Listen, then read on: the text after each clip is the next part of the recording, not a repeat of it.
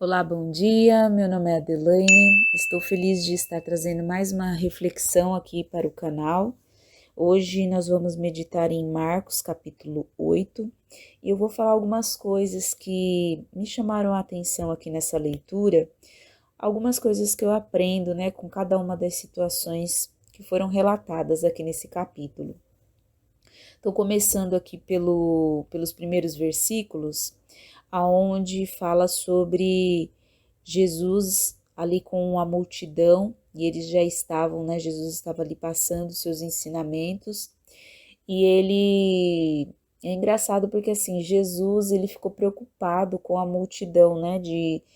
De dispensar a multidão e com fome, e ele se preocupou com alguns detalhes ali, né? Porque ele menciona assim: estou com pena dessa gente, porque já faz 3 dias que eles estão comigo e não tem nada para comer. Se eu os mandar para casa com fome, eles vão cair de fraqueza pelo caminho, pois alguns vieram de longe.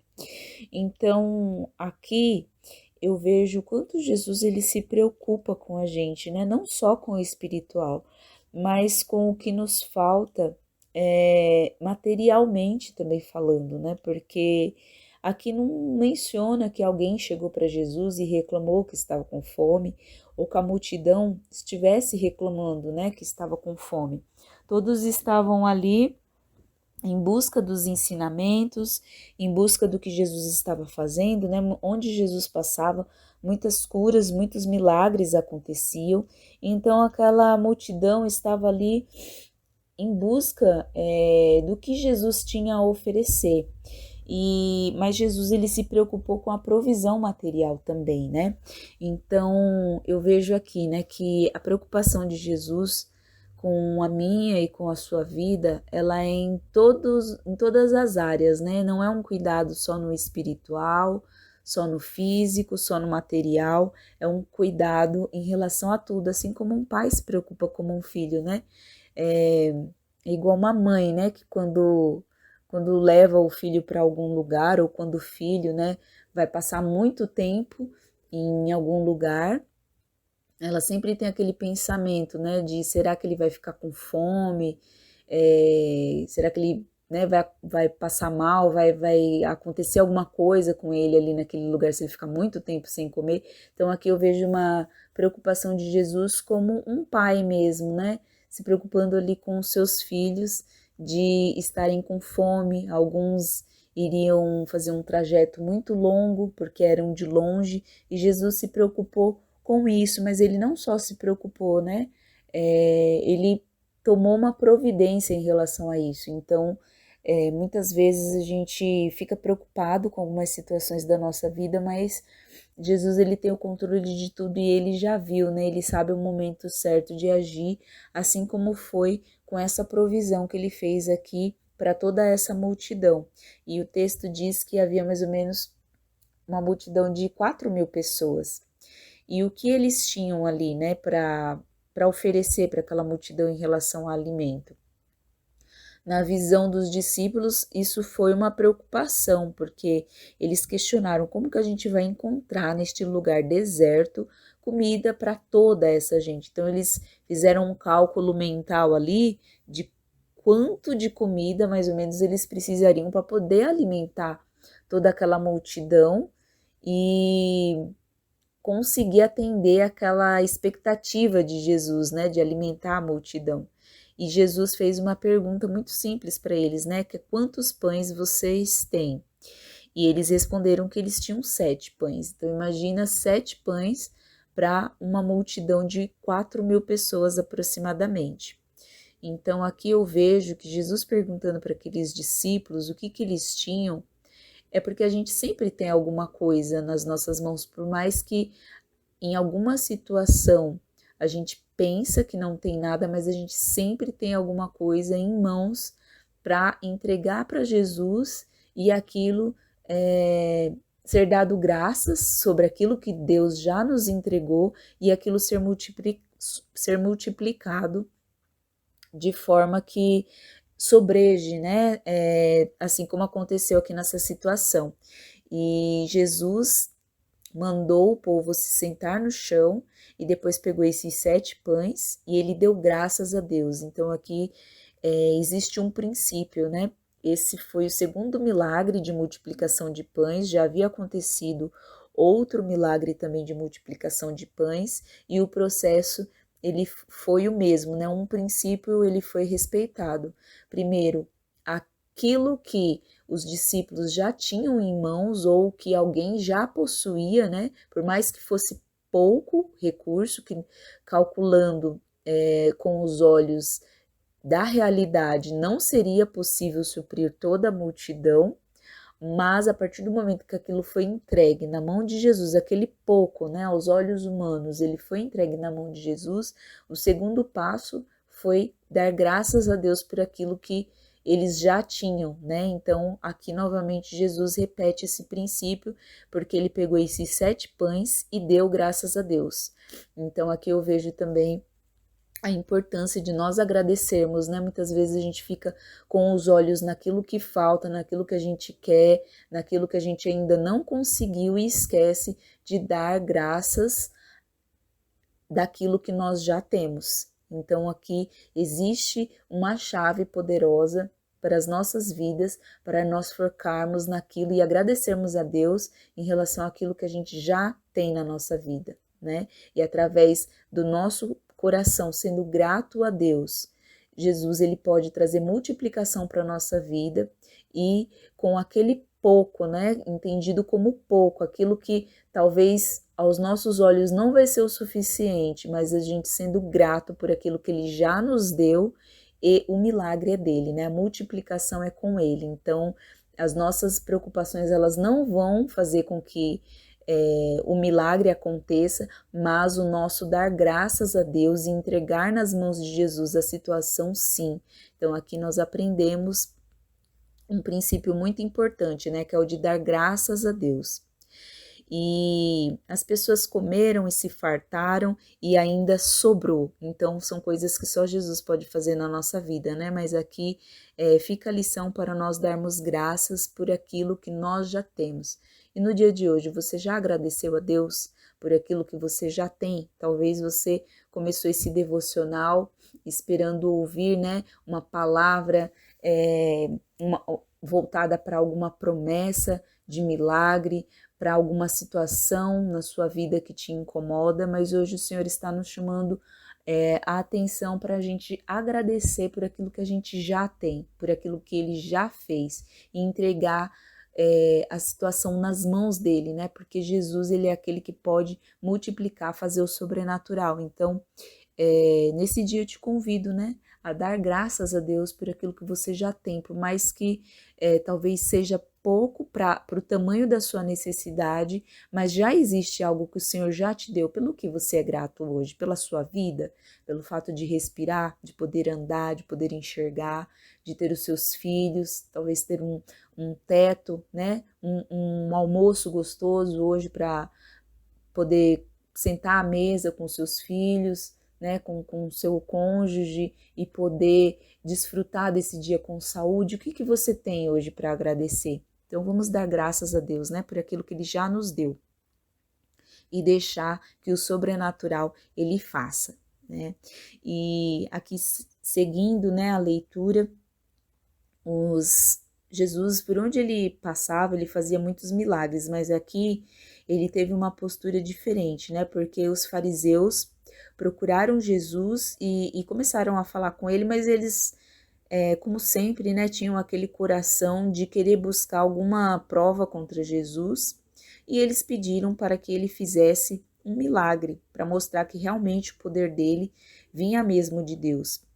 E no versículo 12, né, diz que Jesus deu um grande suspiro, ou seja, ele já estava, né, cansado dessa situação, sempre aquelas pessoas tentando pegar ele de alguma maneira, e a resposta dele foi não, simplesmente ele não iria fazer, né? Porque as pessoas de hoje pedem um milagre. Eu afirmo a vocês que isto é verdade, nenhum milagre será feito para essas pessoas. Então Jesus sabe o momento e a situação de realizar o milagre, né? E Então aqui essas pessoas elas buscavam Jesus, mas com uma intenção de o tempo inteiro estar provando ele, o tempo inteiro estar questionando aquilo que ele fazia, e Jesus que por onde passava fazia muitos milagres, nessa ocasião ele se recusou, ele falou não, né, não vou fazer um milagre. Por quê? Porque o coração daquelas pessoas, provavelmente se ele fizesse qualquer milagre ali para mostrar que ele era o filho de Deus, né, em primeiro lugar ele não precisava provar nada, né, para aquelas pessoas, porque é pelo crer, e o crer ele é individual, né, ele é de cada um, e o coração daquelas pessoas, por mais que eles vissem um milagre, provavelmente eles continuariam ali perseguindo Jesus e pediria outro, e mesmo assim eles não estariam satisfeitos porque eles já tinham visto vários milagres acontecerem. Então nessa ocasião Jesus falou, não vai ser feito nenhum milagre. E ele foi embora ali, ele se retirou daquele lugar, né? Então onde existe incredulidade, Jesus ele se retira, né? A Bíblia fala que sem fé é impossível agradar a Deus. E ele se retirou deste local, porque ali aquelas pessoas não tinham fé, né? O coração delas não estava sedento por ver um milagre para crer em Jesus. Eles queriam ver um milagre para questionar se o poder dele vinha mesmo de Deus ou não. E aqui fala também, né, sobre o perigo das más influências. Jesus alerta os discípulos, né, a respeito do fermento dos fariseus e do fermento de Herodes. Então aqui fica uma lição para mim e para você, né, sobre o que tem nos influenciado, né? Muitas vezes o nosso tempo ele é corrido, são muitas as obrigações. Então eu sei que é difícil, né, a gente tá o tempo inteiro ali cultuando a Deus, e aí o cultuando eu digo na questão do ritual, né? Estar ali o tempo inteiro orando, quem consegue, né? Tá desde a hora que acorda até a hora que vai dormir, orando, louvando, não dá, porque a gente tem o nosso trabalho, a nossa obrigação com a nossa família, a gente tem a nossa vida, mas a nossa vida ela precisa ser um culto a Deus, né? Em tudo que nós formos fazer. Então quando você estiver dirigindo, que você dirija para a glória de Deus, quando você estiver fazendo o almoço, que seja para a glória de Deus, quando você estiver também, né, aqui fala muito da influência, então quem são as pessoas que têm te influenciado, né? Hoje é tempo de redes sociais. Quem você tem seguido? Quais são os conselhos que essas pessoas, o que essas pessoas têm compartilhado? Quais são os livros que você tem lido, né? O que você tem ouvido? Quais são as músicas que você está ouvindo? E isso eu estou dizendo assim, independente de ser gospel ou não ser gospel, mas assim, o que você tem ouvido traz edificação para a sua vida? Tem te influenciado positivamente, né? Então aqui fica essa reflexão, né? A gente tomar cuidado com o fermento dos fariseus, o fermento de Herodes, que é o fermento, né, que traz a incredulidade, que traz a vontade, né, aquele flerte com o pecado, que traz a maledicência, que traz, né, maus olhos sobre determinadas situações ou pessoas, julgamentos. Então, vamos tomar cuidado com o que tem nos influenciado. E aqui fala também a respeito do milagre que ele fez em Betsaida. E aqui foi um milagre um pouco diferente, né? Porque alguns milagres que Jesus fez, as pessoas simplesmente tocavam nele e saíam curadas, né?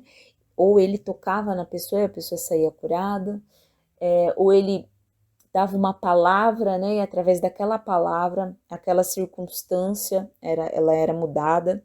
E em várias ocasiões, Jesus expunha a pessoa, né? A cura da pessoa perante a multidão. Mas neste caso, né? Teve um cego que a multidão, talvez por já estar acompanhando Jesus há um tempo, já vieram ali na mente, né? Já vieram dando ali uma direção para Jesus e pediram para que Jesus tocasse nele, né? No cego. E só que não, Jesus não fez dessa maneira, né? Embora ele tenha feito vários milagres assim, ou a pessoa tocando nele, ou ele tocando na pessoa, E então algumas pessoas trouxeram um cego e pediram a Jesus que tocasse nele. Só que olha o que Jesus fez. Ele não fez o que a multidão, o que as pessoas pediram. Ele pegou o cego pela mão e o levou para fora do povoado. Ou seja, esse não era um milagre que Jesus queria que todo mundo visse. Não era uma mudança que era para que a multidão acompanhasse, para que a multidão visse a transformação ali na frente dele. Então Jesus levou esse cego para fora do povoado, ou seja, isolou ele da multidão. Era uma coisa que era para acontecer Jesus e ele. E Jesus cuspiu, ou seja, não foi através de um toque, então foi diferente do que aquelas pessoas pediram. Jesus cuspiu, passou a saliva nos olhos do homem e pôs a mão sobre ele e perguntou: Você está vendo alguma coisa?